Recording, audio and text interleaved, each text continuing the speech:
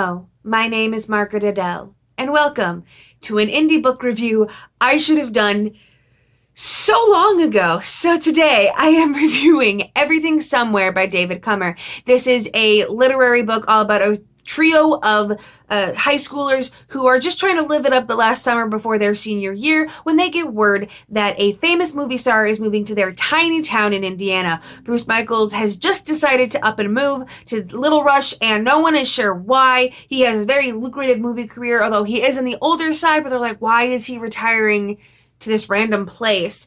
And our trio is especially intrigued by this because main character Hudson and his best friend Mason are hyper big Bruce Michaels fans. Mason's girlfriend Willow and also Hudson's friend doesn't actually, yeah, cool, sure, but Hudson especially really almost needs there to be something going on in town because he is going through it. Trigger warnings for depression and suicide ideation, but Hudson has reached that place where he couldn't say what's wrong with his life because, stable home, all of that, friends, but he just can't get the idea of ending it all out of his head. He does talk about ending his own life multiple times. Definitely be aware of that. I'm actually really annoyed that the Amazon bots are so harsh in getting reviews removed because I would have talked a lot more about this in my written review, but we're going to talk about it here. He even realizes that there's really no reason for the way he feels in the physical world, and that it is basically just a thought stemming from his own brain that seems to be taking everything over. And there is a lot of talk about what I would consider the classic small town discourse, where the teenagers are like, I'm trapped here, I can't stay here, I have to go find it. I've lived in a small-ish town because I live in Iowa. So there's nothing very big here, but I've lived in a town where we only had a single public school district and a single private school district, and that was it. And we had a cornfield right next to the Target. Literally, you could step off the Target parking lot into a cornfield.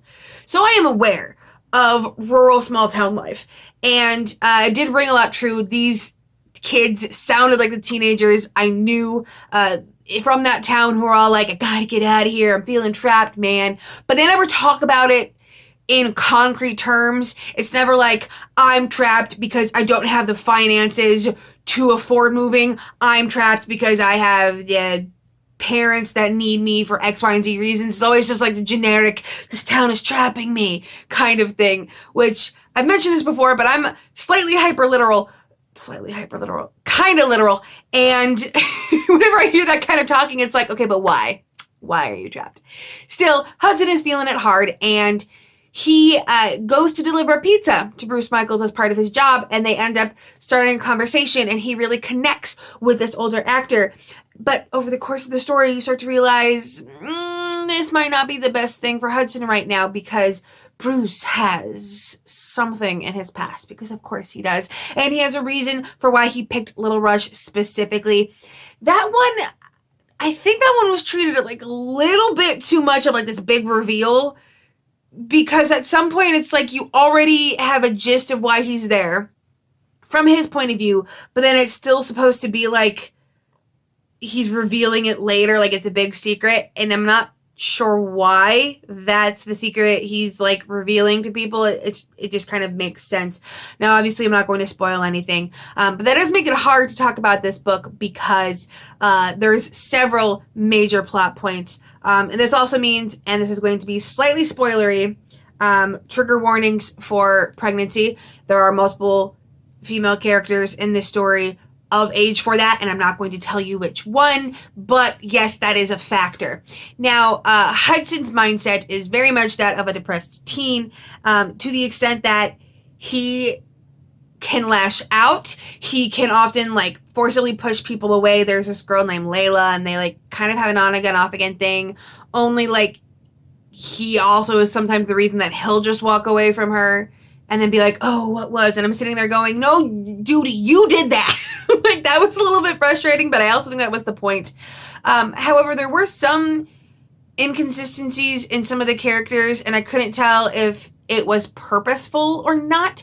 Like, at one point, they bring up the idea that Hudson really wanted to make sure that Mason was throwing this party at his dad's cabin. The dad's cabin is like their hangout, whatever. And beforehand, Hudson's like really pushing, making sure, like, Mason, you asked your dad, right? This is going down. I'm like, okay, cool. Hudson wants this party. But he gets to the party, and he's that teenage kid that hates parties.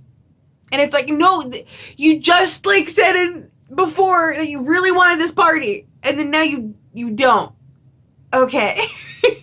Or there was that kind of thing a lot, like, Willow goes back and forth on, I'm definitely leaving, I'm definitely staying, I hate this town, I love this town, which that could be in character for her, I think.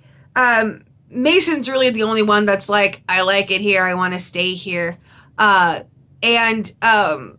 in general, it's one of those things where I can't tell if it was trying to talk about those things in an annoying way for the purpose of the literariness, because, you know, your average literary novel is meant to be saying something about the world at large, and for the most part, everything they said was realistic, even if it was annoying, and maybe the annoying part was part of the realism, and that you had these teenage kids that fancied themselves deep philosophers that understood the way of life and the way of their town.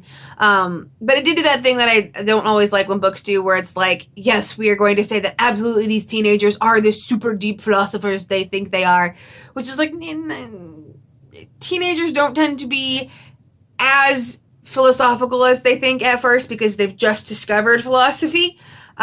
So I wish there'd been a little bit more realism in the adult perspective you see. You mostly just see from the perspective of Mason's dad, Jed, and him talking about how he views the town. There's a lot of different focuses on the way different people view the town and the way that it's grown over the years. So you can definitely say Little Rush is its own character. The setting is basically its own character. There's a river running through, which is someone who lives very close to the Mississippi River. I could envision that, although, I mean, the town I live in is a lot bigger than Little Rush currently, but it was definitely a lot of different points of views.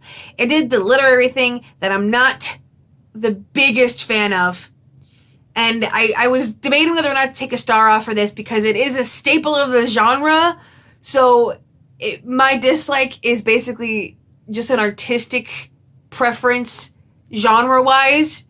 But there was so much talk about deep philosophy constantly, to the extent that I think I counted it.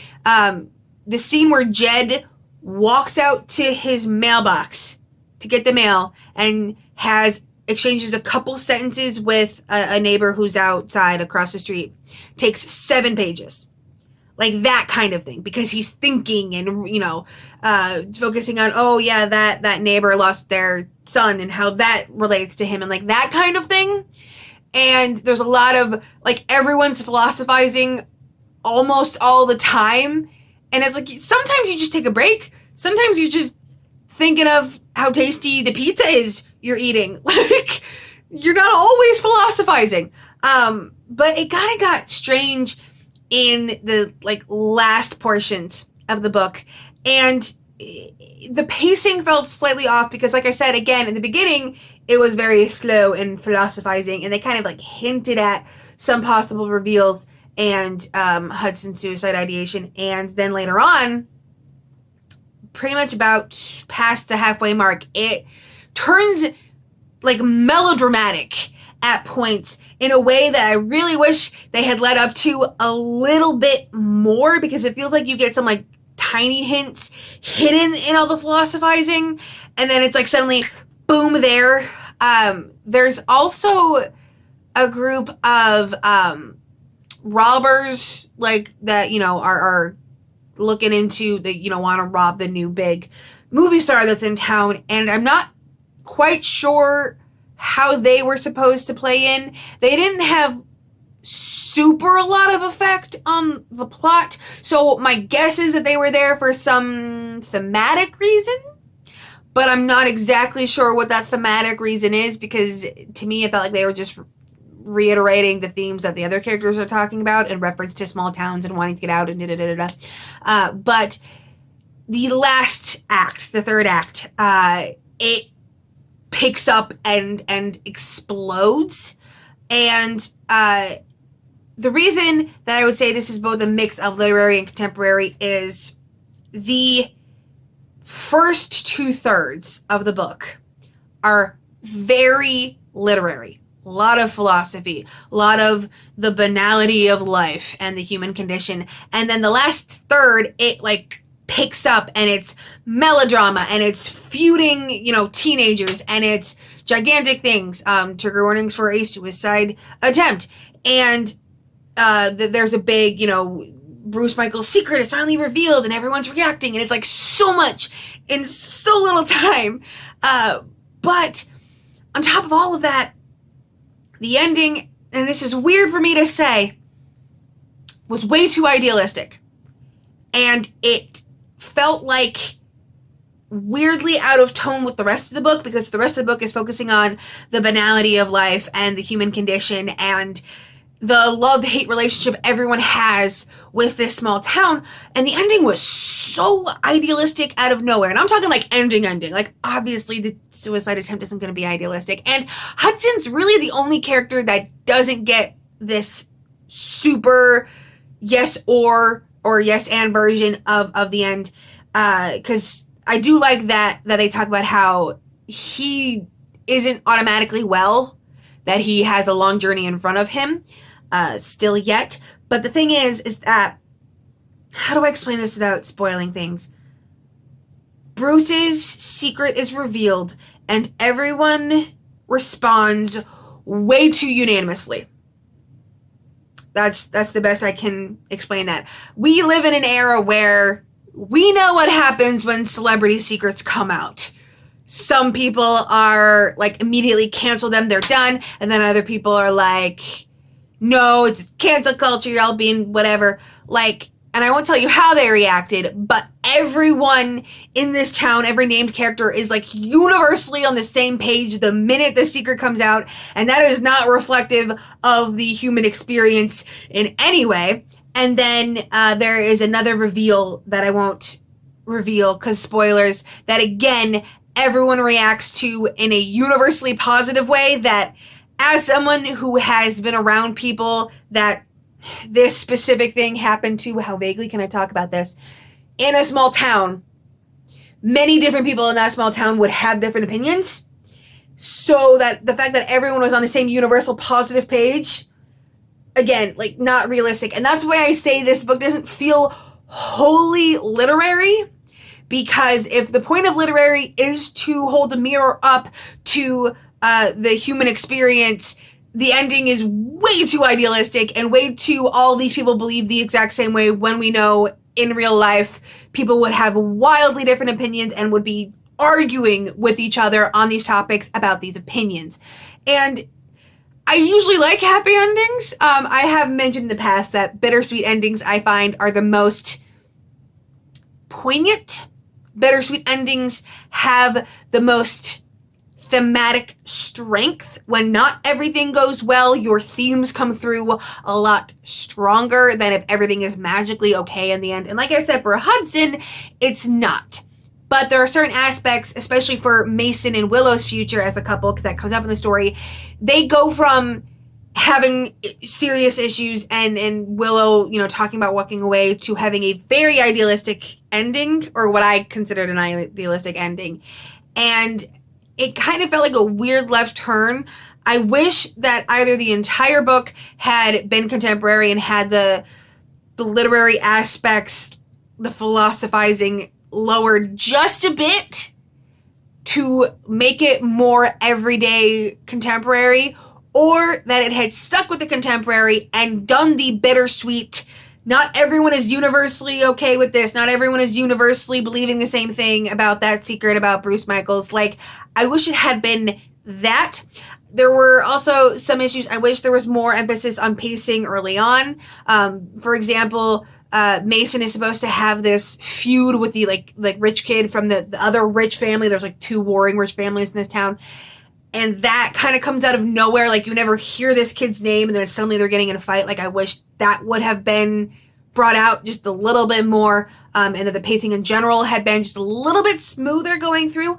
But overall, I did enjoy this book. It's not exactly my cup of tea, and in the end, I did decide that I can't take a star off for what is literary preferences. Like, I knew what this was when I accepted it, but I did take a star off for the weird mashup of genres, the weird tonal differences from the 2/3 to the last third. So I gave this book 4 stars. I do think you will probably need to like literary to get into this. But if you are into literary, especially literary involving small towns and secrets and that kind of thing, you will definitely be interested in this one. If you are an indie author and you would be interested in a review, let me know. I will have all of my information down in the description below. Please be sure to read through my review policy. It answers a lot of questions and saves us a lot of time. And with nothing else to say, I hope you have a wonderful day and a marvelous tomorrow.